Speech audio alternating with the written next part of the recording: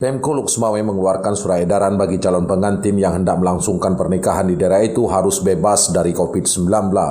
Pengantin dan orang tua kedua mempelai wajib menjalani rapid test swab antigen 3 hari sebelum prosesi akad nikah. Juru bicara Pemko Luxmawe, Marzuki Yunus mengatakan, tes swab antigen terpaksa diberlakukan terhadap pengantin guna memutus mata rantai penyebaran corona di kalangan pasangan yang akan melangsungkan pernikahan. Terlebih, angka kasus positif COVID-19 di wilayah itu terus mengalami peningkatan dalam sepekan terakhir.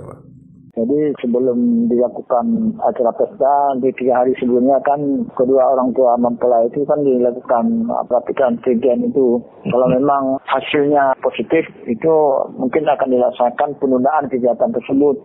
Mereka kan harus dilakukan isolasi mandiri dulu selama 14 hari.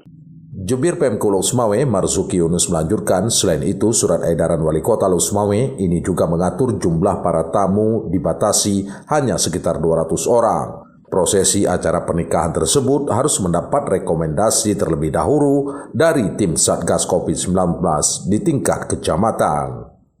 Dari Kota Luxmawe, Erwin Jalaluddin melaporkan untuk KBR.